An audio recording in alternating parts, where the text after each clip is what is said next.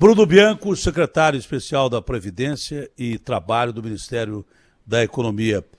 Bruno, bom dia. Secretário, é um prazer falar com o senhor. O governo antecipou o pagamento do 13º salário para aposentados e pensionistas do INSS. Quando começa e como será o pagamento? Bruno, bom dia.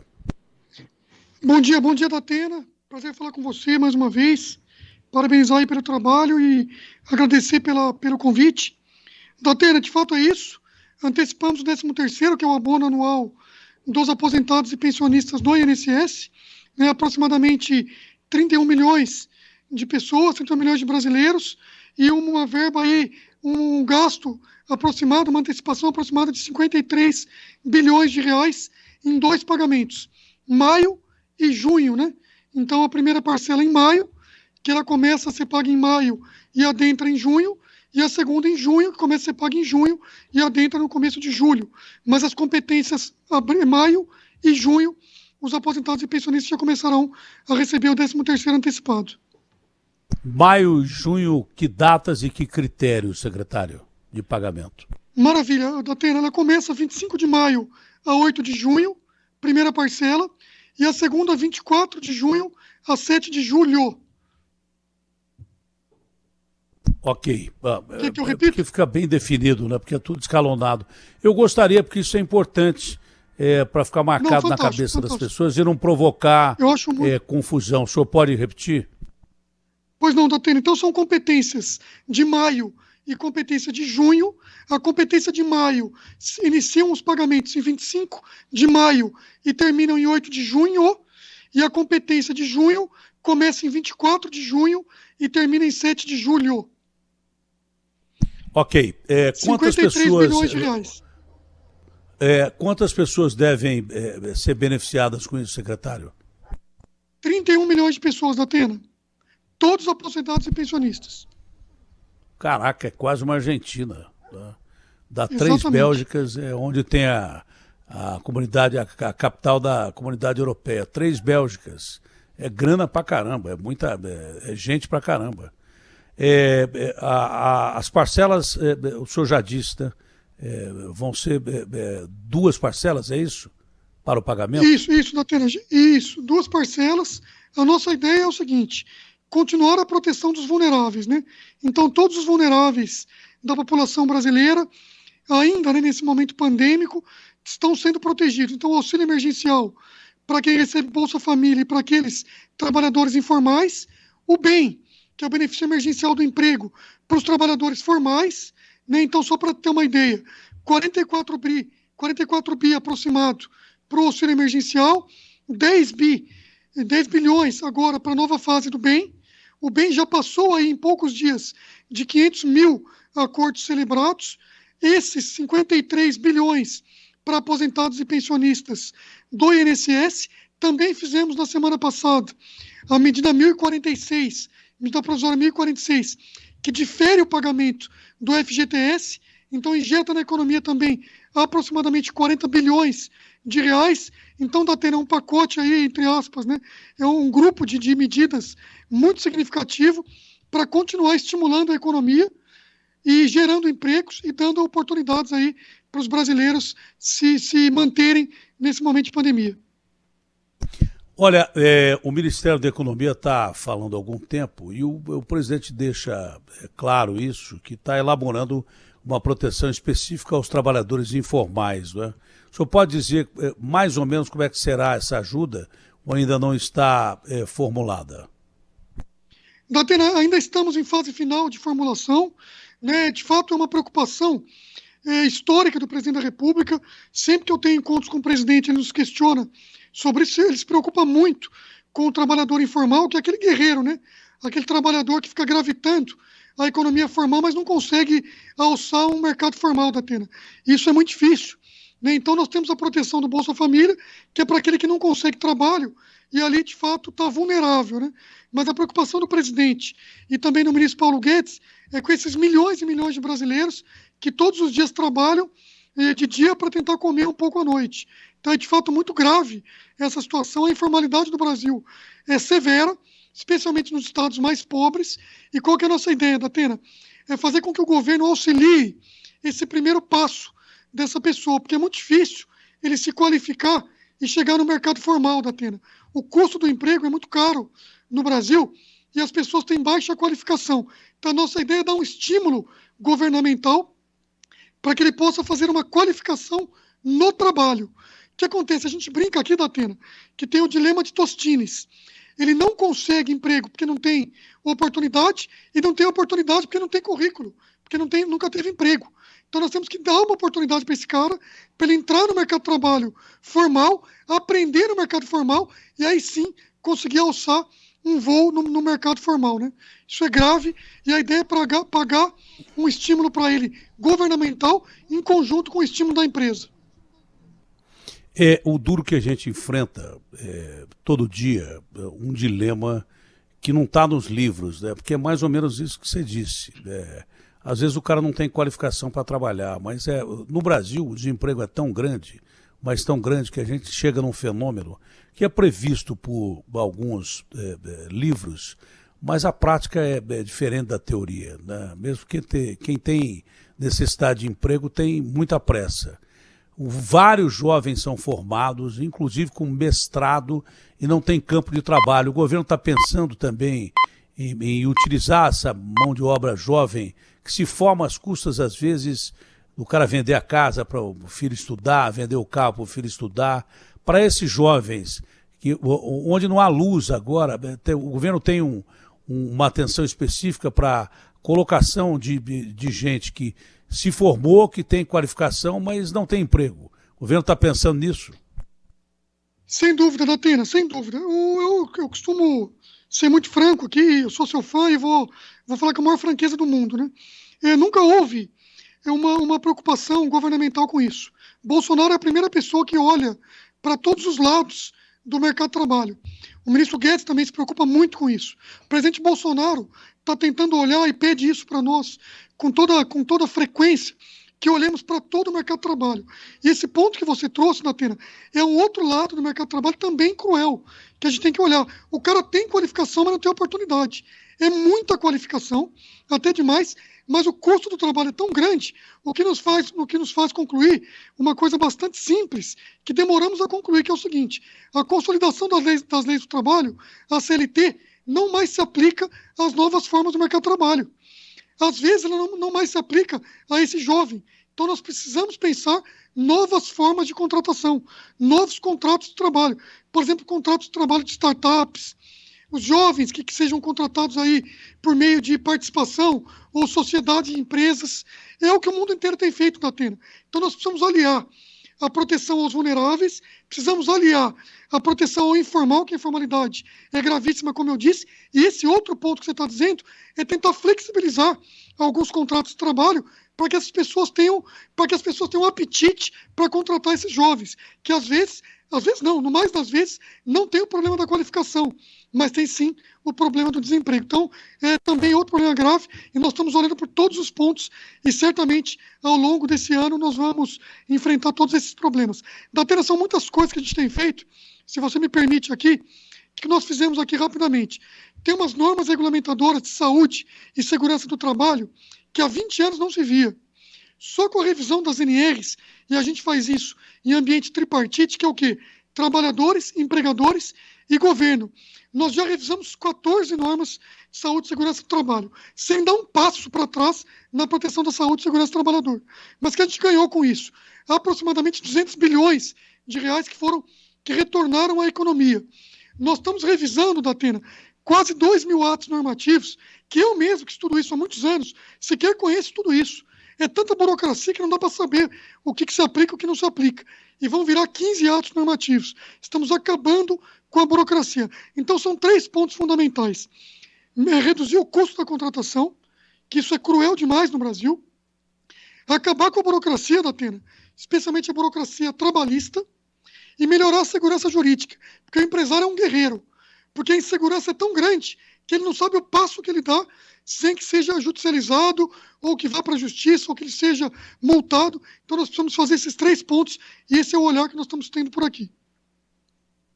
Aí o cara tem até medo de contratar mais gente, porque vai responder por vários processos lá na frente, e a situação fica complicada. Você, já no mercado complicado, complica ainda mais.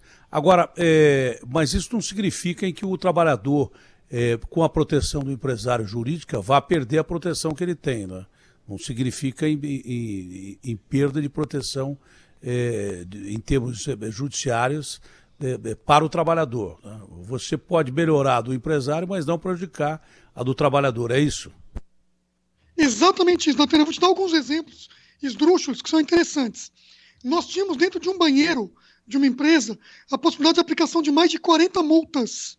Então, a altura da papeleira, do papel higiênico, se tem ou não o local para colocar o sabonete, claro que nós nos preocupamos com o empregado. E nós estamos melhorando a proteção do empregado. Outra que nós vimos aqui era a velocidade do ar-condicionado. Uma coisa que eu não sei nem como que consegue se aferir isso. É um negócio quase que cômico. Isso é sacanagem, isso não existe. É sacanagem. Não é possível. Loucura. Que é verdade, a velocidade do ar-condicionado? Mas o que é isso? O que significa isso? Não sei também, mas estava numa norma regulamentadora de saúde e segurança. O cara comprava uma máquina, Datena, você conhece muito o mercado de trabalho, o cara comprava uma máquina alemã que atende todos os índices de proteção do mundo todo, de proteção à saúde do trabalhador, vinha aqui e tinha que criar outras proteções que eram só burocráticas. Então, o que nós estamos fazendo? Sem dar nenhum passo atrás na proteção de saúde e segurança do trabalhador, Entendi. Nós estamos acabando com esses absurdos. E detalhe, tudo isso em consenso. Os empregados estão concordando conosco numa comissão tripartite.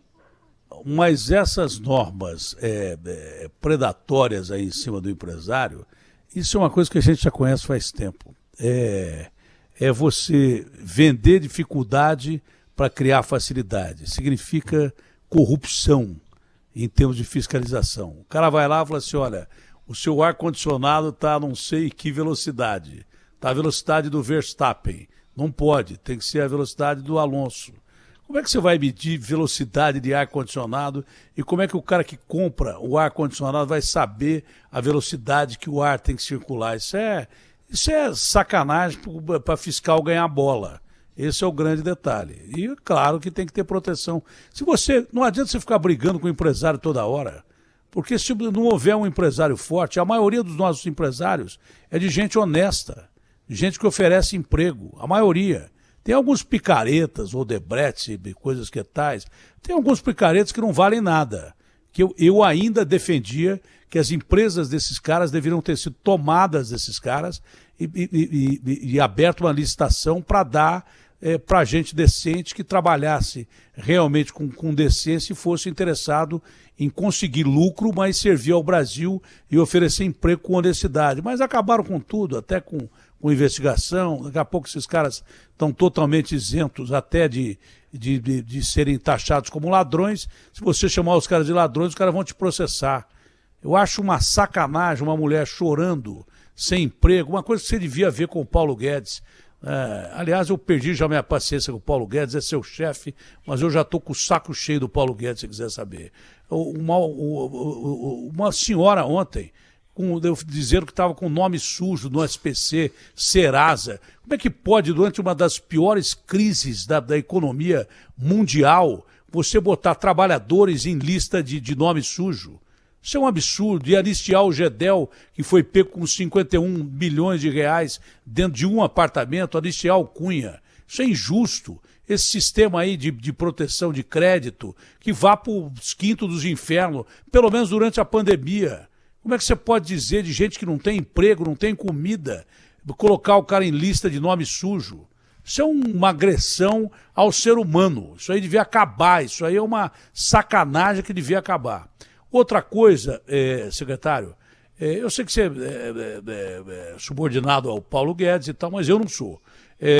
Por que esse auxílio emergencial, eu sei que tem teto fiscal, pedalada e tal, mas por que esse auxílio não continuou R$ 600? E por que ele foi interrompido se o Brasil estava em crise, continuou em crise e está numa crise ainda pior?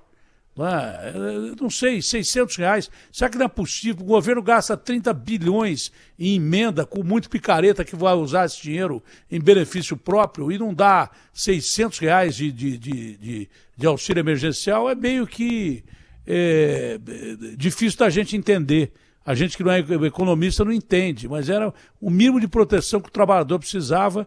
E se eu sou o governo, eu acabo com esse SPC, Serasa, pelo menos durante a pandemia, já que vai ser impossível num sistema capitalista você não ter um controle de quem paga ou não paga. Agora, quem não está pagando é porque não tem mesmo. Não tem. Tem gente que... os caras vão aumentar água, leite. Eu sou contra... Eu quero dizer alguns imbecis, porque quando eu disse que era favorável ao controle de preço de cesta básica, eu disse só cesta básica.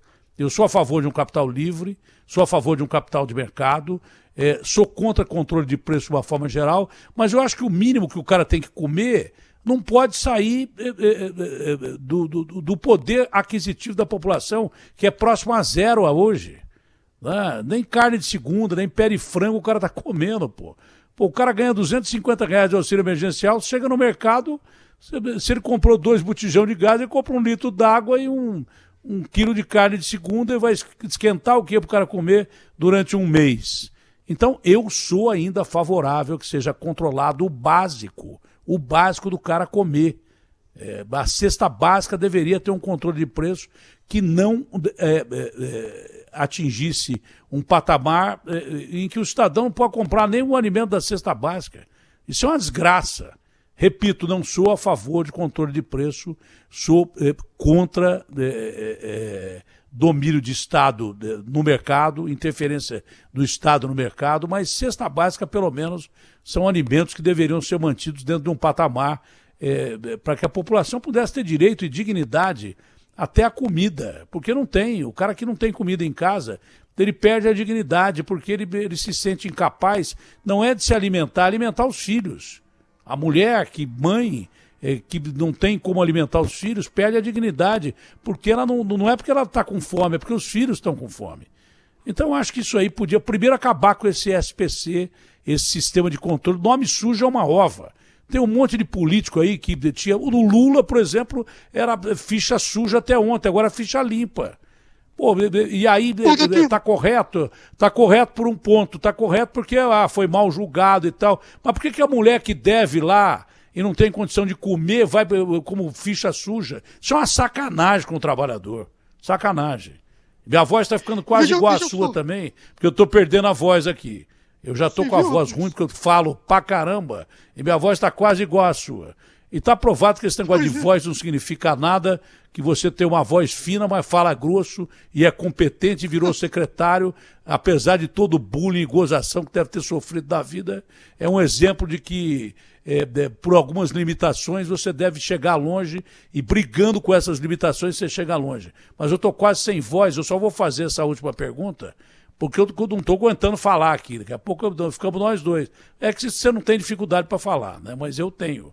A voz está sumindo mas aqui. Mas eu tenho também, Datena.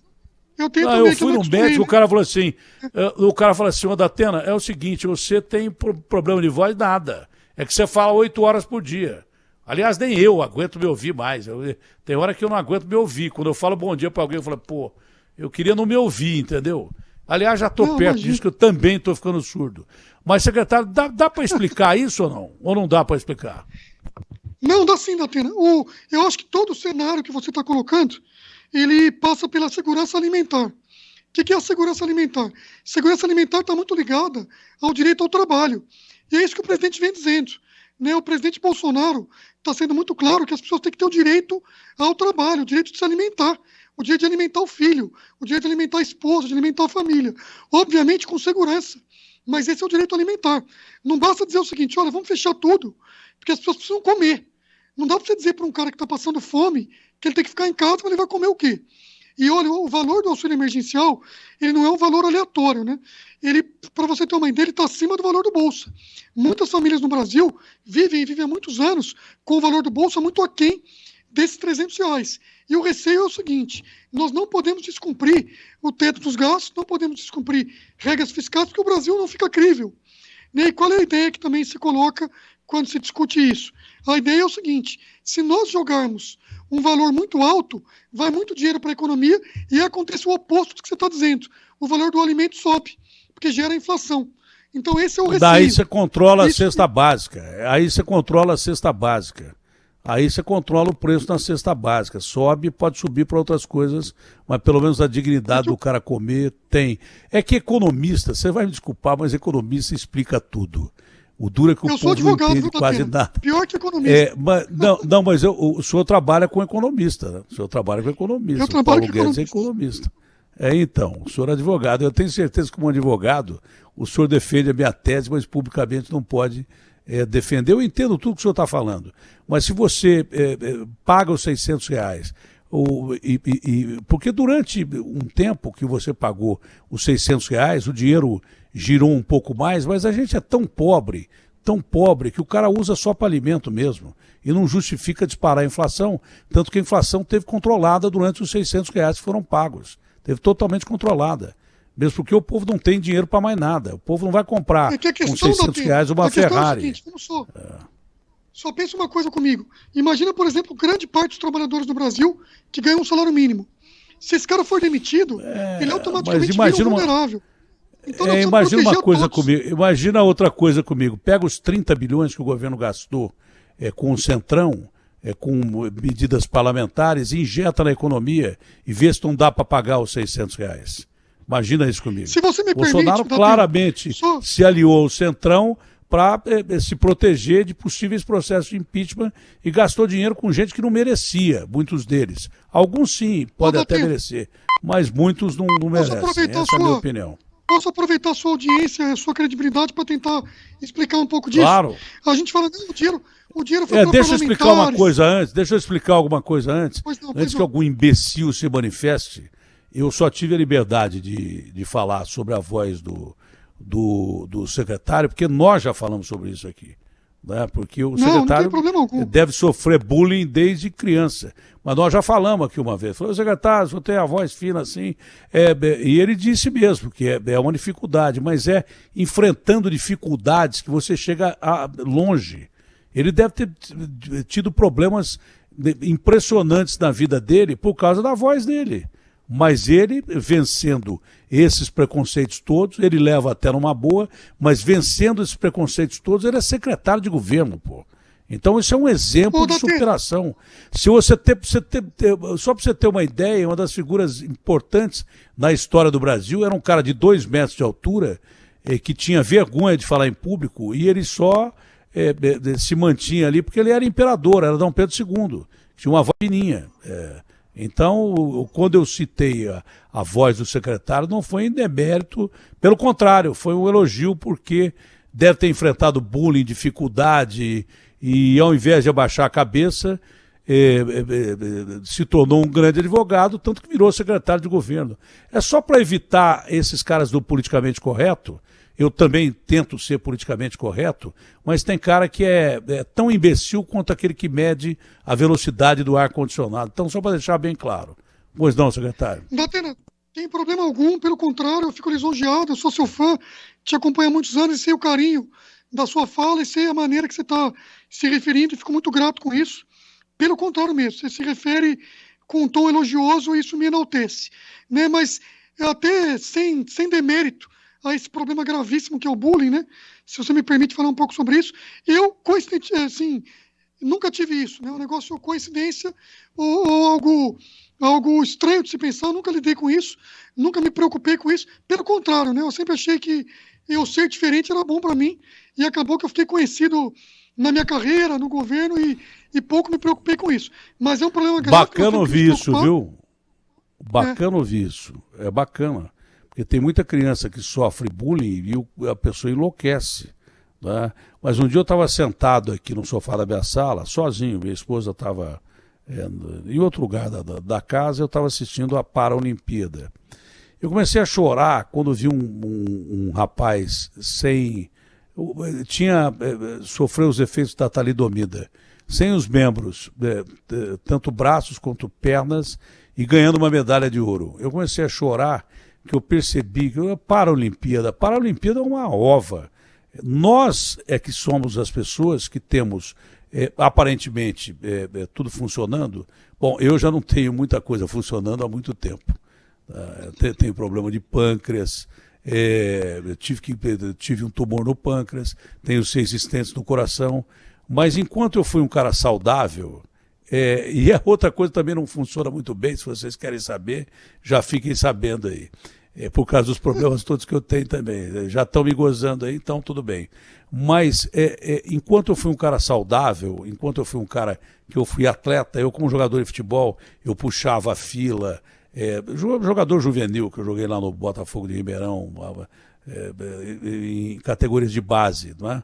Eu era o cara que puxava a fila, atleta e tal, e de repente, de uma hora para outra, eu parei de fazer exercícios e era um cara extremamente saudável. Extremamente saudável. E parando de fazer exercícios, eu tive ataque de coração, infarto, 5 stents, problema de pâncreas e tal.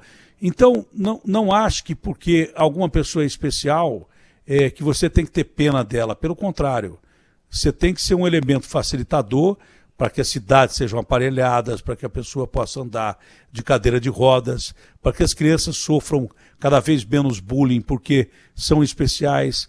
Especial significa ser diferente, mas às vezes o cidadão especial, e na maioria das vezes, oferece muito mais lições, tem muito mais lições a dar do que a receber. Limitação está na nossa cabeça, limitação está na nossa forma de agir. Nós nos limitamos, independente de termos necessidades especiais ou não, de sermos diferentes fisicamente de alguém, na nossa cabeça, né? Esse é o grande detalhe. Eu percebi que naquela relação de assistindo o menino ganhando medalha de ouro sem pernas e sem braços, ganhando medalha de ouro só com o movimento do corpo, que quem tinha necessidade de mudar a vida era eu, não aquele rapaz, né? Ele ganhou uma medalha de ouro, eu estava lá engordando no sofá, prestes a ter um infarto como tive depois. Então, eu acho que a gente tem que repensar muitas coisas na vida e essa pandemia serviu para mostrar para a sociedade o que tem de pior, mas também o que tem de melhor. Esse é o grande detalhe. A gente sai dessa pandemia com uma lição que somos todos iguais empatia, perante a Deus. Eu acho que a palavra é empatia, né?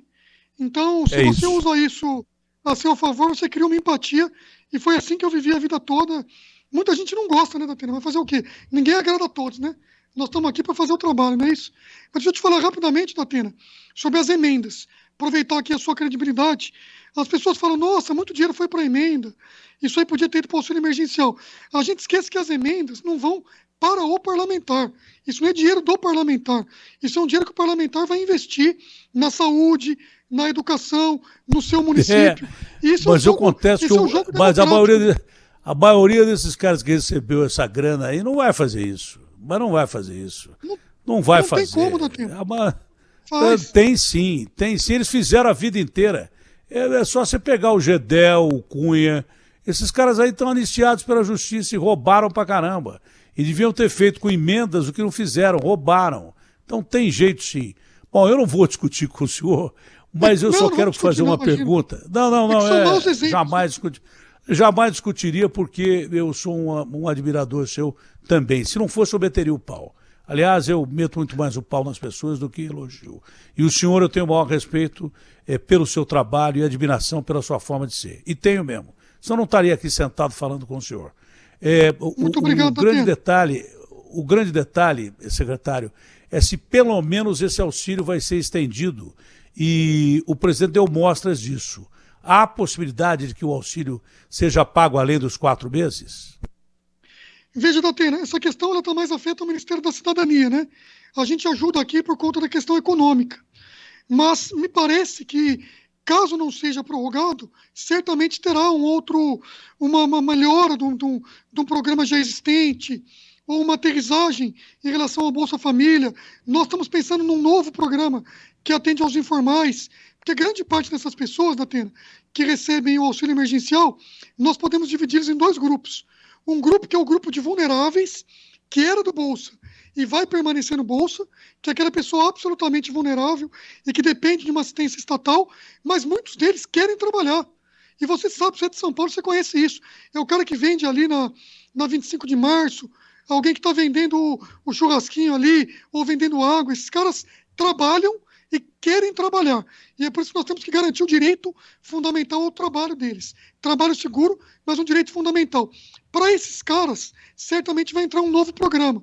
Então, separando os grupos, um grupo fica no assistencial e um novo grupo entra no auxílio para que ele possa trabalhar, que a gente está chamando de BIP, né, que é o Bolsa de Inclusão Produtiva, bônus de inclusão produtiva.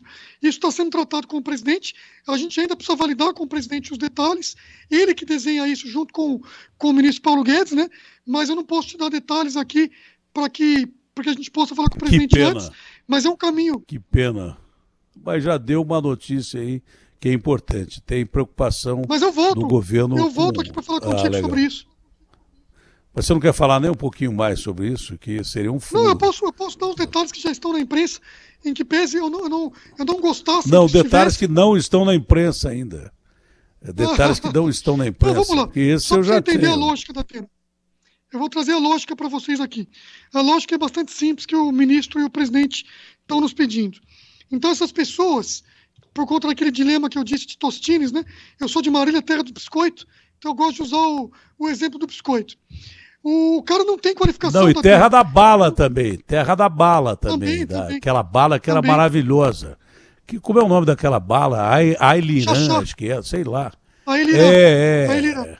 E é também terra do Osmar Santos, terra do Ulisses Costa, terra de uma... Sabe que eu gostava muito lá aí?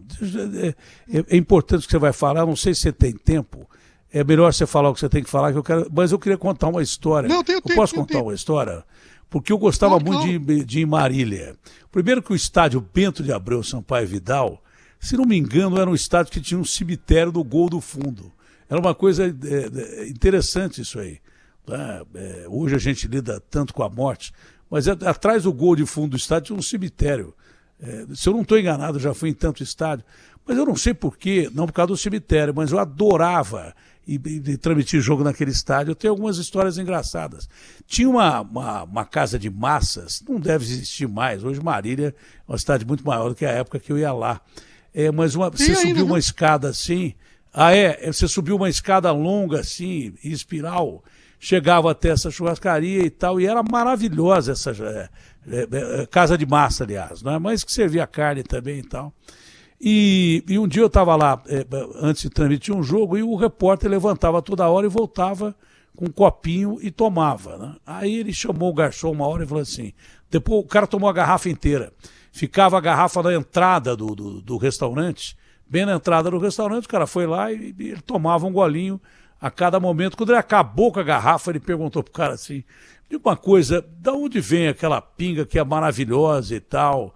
O cara falou assim, não é pinga não, que lá é álcool para limpar o prato, cara. O cara tinha tomado já uma garrafa de álcool e perguntou, e eu me lembro como se fosse hoje, na linda cidade de Marília, que eu, poxa vida, como eu adoro Marília, adoro de paixão. E tem também um jogo que nós fizemos com um comentarista, já morreu também. A maioria das histórias que eu conto, secretário, as pessoas morreram, por isso que eu não gosto de contar.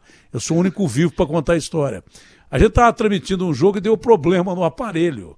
Aí nós tivemos que agachar para arrumar o aparelho. E ficamos sem ver o jogo, alguns minutos. Aí voltamos, bababá, olha aqui, comercial 0, Marília 0. Aí entrou o cara do plantão, falou no ouvido assim, fora do ar, falou, Datenão, eu acho que vocês estão vendo outro jogo aí, porque já está 1-0. A gente agachou para ver o raio do aparelho e não viu o gol. Estava 1-0. Aí o comentarista perguntou, e agora, o que nós vamos fazer?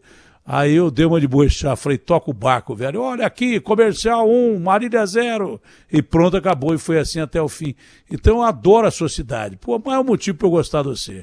Eu adoro a sua cidade. Mas você ia falando... Manda um beijo para minha mãe também, no Dia das Mães.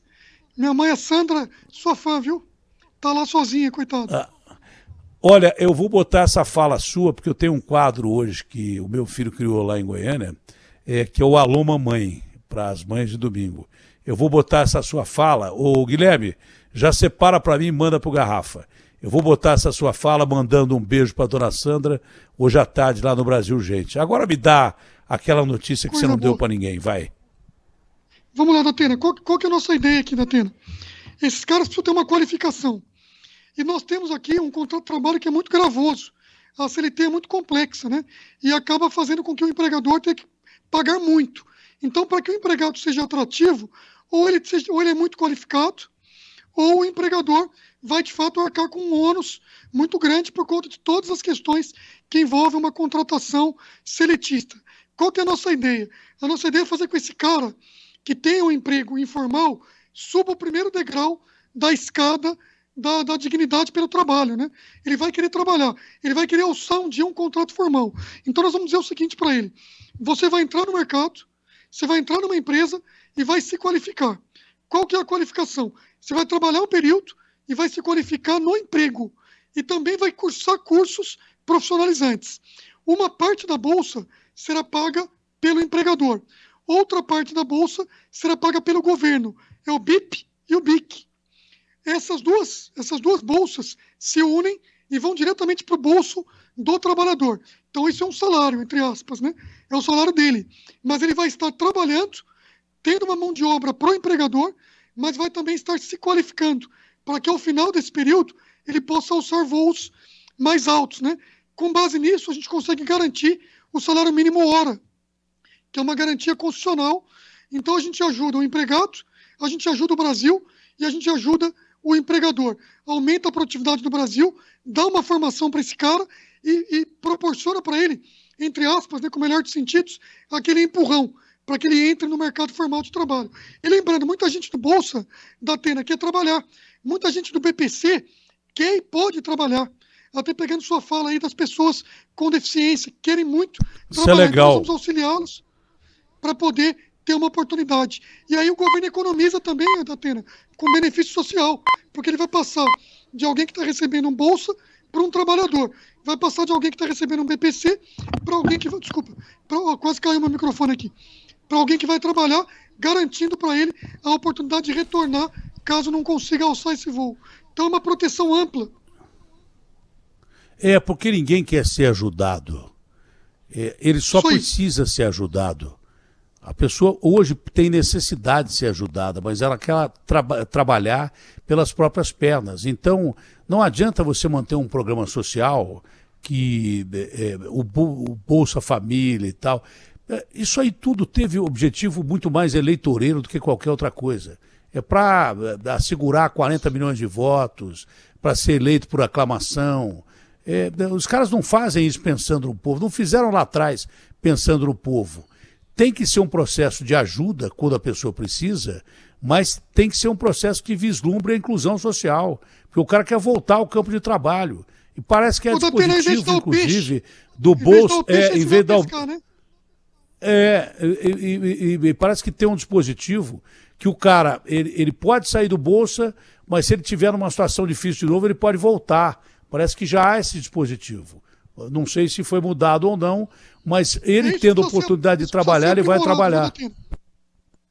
Isso precisa ser aprimorado. Às vezes o cara arruma um trabalho definitivo e não... O cara às vezes arruma um trabalho definitivo e não volta mais, é o que ele quer. Ele não quer ser ajudado, ele precisa ser ajudado. Mas quando ele arruma um trabalho, ele vai trabalhar e recupera a sua dignidade acima de tudo. Datena, essa é a visão do nosso presidente. Essa é a visão do nosso presidente, que é o seguinte... Tomara que ele continue. A gente pode aliar, tomara que ele continue assim. Entre aspas, uma porta de saída, né? Então, eu não gosto muito desse termo, mas é o seguinte, eu vou te ajudando com o benefício social e você vai aliando o benefício social com o trabalho, até a hora que você se emancipa e você não vai querer mais o benefício social. Você quer mais ganhar o seu salário e levantar o voo, não é isso? Agora, obviamente, se você cair, nós temos que estar aqui de novo para te segurar. É isso que... Essa legal que isso. Total. Legal. Secretário, foi um prazerão falar contigo. Como é o nome da mãe mesmo? Sandra? É isso? Sandra, dona Sandra. Eu sou ruim de Sandra. guardar nome. Olha, milagre, porque eu sou ruim de guardar nome, às vezes eu esqueço até o meu nome. Aliás, às vezes eu quero muito esquecer o meu nome. Tem hora que eu quero esquecer de verdade mesmo. Secretário, prazerão falar com o senhor. Foi um enorme prazer bater esse papo com o senhor. Obrigado pelas informações aí. Tenha um bom dia, saúde ao senhor, a dona Sandra e toda a família. Foi um prazer recebê-lo aqui. Datena, o prazer é todo meu. Sou um fã seu incondicional, sempre te acompanhando. E esse nosso bate-papo só nos faz crescer como pessoa e trazer informação para as pessoas, né? Então, a gente alimenta um pouco a angústia das pessoas e a nossa também, trocando essa ideia. Muito obrigado, viu? Bom poder contar contigo aí. Bom poder contar com gente como o senhor. Obrigado, secretário. Fica com Deus, viu? Fica Tamo com Deus. juntos. E dá um Abraço. beijo da mamãe. Amém. Feliz Dia das Mães com a dona Sandra lá.